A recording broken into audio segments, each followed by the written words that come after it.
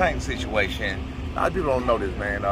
Back fucking right after he bought Whole River Drive, he was 22 years old. I honestly didn't know who the fuck he was. I had no clue who the hell Tank was.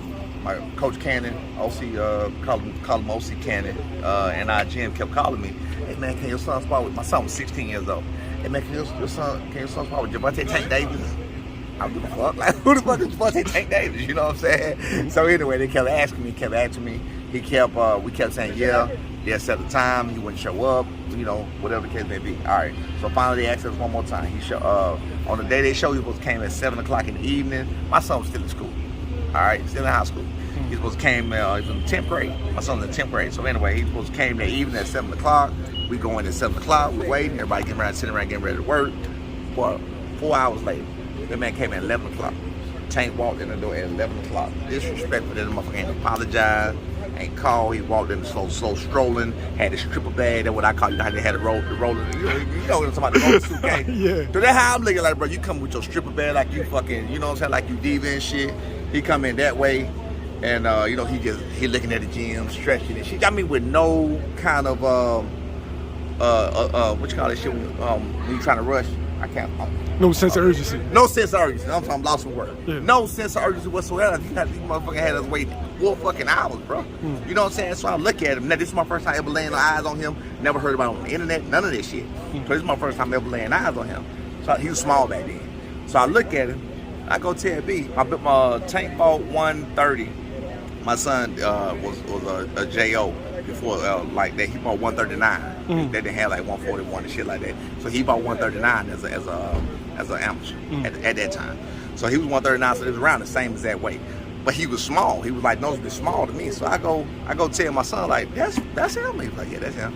I said, bro. So now I'm mad that, you know, this motherfucker got us waiting all this. I said, bro, if you don't beat this little bitty motherfucker ass, I'm gonna beat your ass, right? So that's what I tell my son. So anyway, we go through that, everything get in.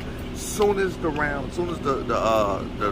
sparring match start, Tank started going at my son, just talking shit, like off the blue. Mind you, he's 16 years old, Tank 22 years old. I have always told my son, because we done been here before, don't ever talk to these grown men, let me handle that. You understand what I'm saying? You're a child, let me handle it. If I'm out here and it's a grown man talking to you, let me deal with it. You get what I'm saying? So you got this grown man in the ring talking shit to a 16-year-old kid. As soon as he started, I mean, it was nothing done. He went at him and just started just like talking shit. But it wasn't like little basic shit. He just like talking shit. Oh yeah, motherfucker, and that little bullshit, right? I'm like, damn, bro, shut the fuck up and spot. You know what I'm saying? That's what I'm saying to Tank. Like, bro, what's wrong with you? You know what I'm saying? Like, because I got beef with you already. You got us out here for 4 fucking hours, and you get there, you talking shit to my son, a 16-year-old who stayed when he got to go. That's why I kept telling him. That's why I kept saying and yelling at Tank. That was my joke. Like, motherfucker, he got to go to school tomorrow. You feel what I'm saying? So you got us out here this motherfucker at 11 o'clock, 12 o'clock, now 11:30 at night, fucking with your motherfucking ass. You get what I'm saying? And you motherfuckers in here talking shit. We doing you a favor. You asked us. We didn't ask you. I don't fucking know you from a can of paint. You understand what I'm saying? So now that start. Me and him going back and forth. So now by this time, my son's getting the best of him. So now by this time, he ain't blooded him up or none of that time. But by this time, me and Tank are at like screaming, like nigga, fuck you, know, that kind of shit. We at war now. So he was like, I said, well, I tell you what, do me a favor then. If you want to hurt me, hurt my son. He right there in front of you. If you want to hurt me, hurt my son. That's how you hurt me. You hurt my son, right? That's my seat in the ring with you, not hurting, right? So they got down like they finna do something, right? Bro, they went. It was one little player. They went blow, blow, blow. He fucking hurt him. Tank held him for 2 fucking minutes. The last round, 2 minutes. I'm not exaggerating. He held my son and talked shit to me behind, like he kept turning him around, talking to me the whole time. So I'm like, damn, bro, you got the man in the ring. You talking shit. You said you finna hurt him. You finna do that. Let him go. Spar. 2 fucking minutes of the last round. That shit was 1 minute of the last round of they sparred. And my son got the best on him. He hurt his ass. He grabbed him and he held him and just talked shit to me for the last 2 minutes, right? This was back, like I said, my son was 16 years old. So now we already had beef leading up to 2021. So apparently, I thought he knew, because I was like, I had been trying to get him back in there, get some work. So me and him, Tank had a couple of beef on Instagram, you know, little side shots on Instagram. But what he did was, he did his best not to mention it. Even like what he do now, he does his best not to mention the shit. So anyway, fast forward. Last year at Mustafa Gym in Decatur, him and Tank and Mustafa cool. So he reached out to Mustafa. I didn't know this. He reached out to Mustafa and just asked for work. I thought he asked for my son, but Mustafa know my son is the best work in the city around Tank weight. So Mustafa ain't thinking nothing about it as far as, the shit back then. I don't know if he didn't know or if he don't remember, I don't know. But he ain't thinking nothing about the shit as far as the shit back then or whatever. So, of course, he calls us. He tell Tank he got to work. So now I'm excited. So I'm like, because I've been looking with this nigga since then. So I'm like, oh shit, well shit, we finna handle that like it's on. You know what I'm saying? I'm like, I can't believe he called my son back. Like, my son bigger now. Like, the fuck, he tripping. You know what I'm saying? Like, he bigger now. So anyway, fast forward, we going there. Tank comes in with a whole fucking camera crew. Whole camera crew came up with the motherfucking black trucks with the goddamn the Escalades and shit come with the whole camera crew.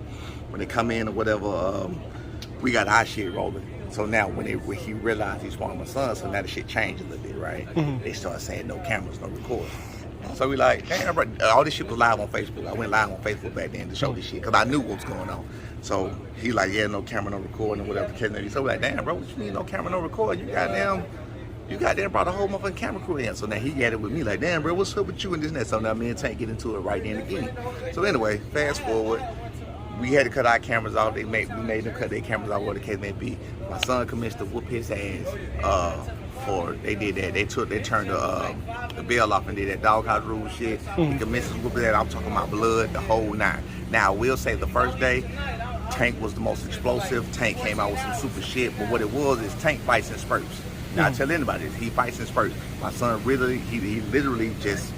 He whooped his ass the whole time, but then what Tank would do was like he'll suck it up, and then he'll come out, pop, pop, pop. I mean, the shit was amazing. You know what I'm saying? I give him that. Like he's special. You know what I'm saying? You know what I mean? I give probably do whatever. He didn't hurt my son not one time, whatever, but he was bloody. His whole goddamn shirt was bloody the whole night. That shit ended, came to a low. They just came to a little hug and stopped. Nobody stopped or whatever. That was over with. So now they come back. The little Instagram shit started. All the beats started. Go ahead.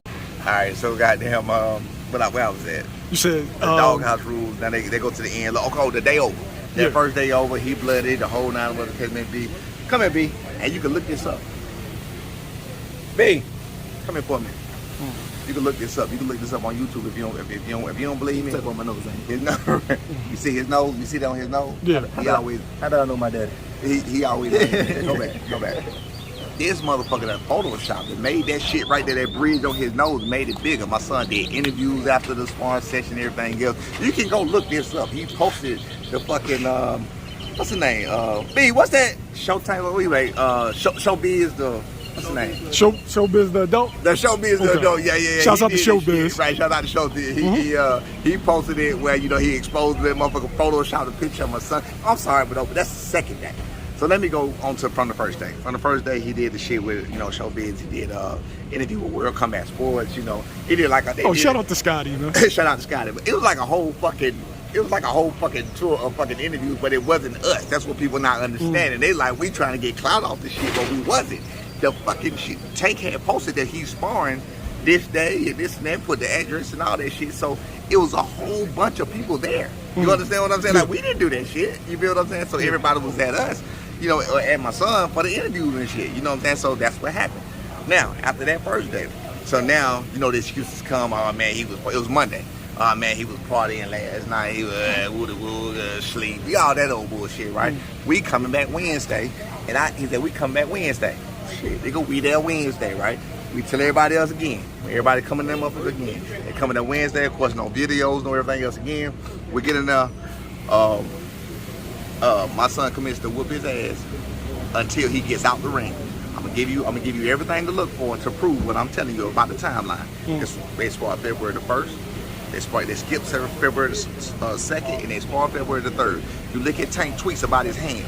He extended his fight. He canceled his fight and put their X-ray and shit like that because he got out the ring with no excuse. He quit against my son. He quit.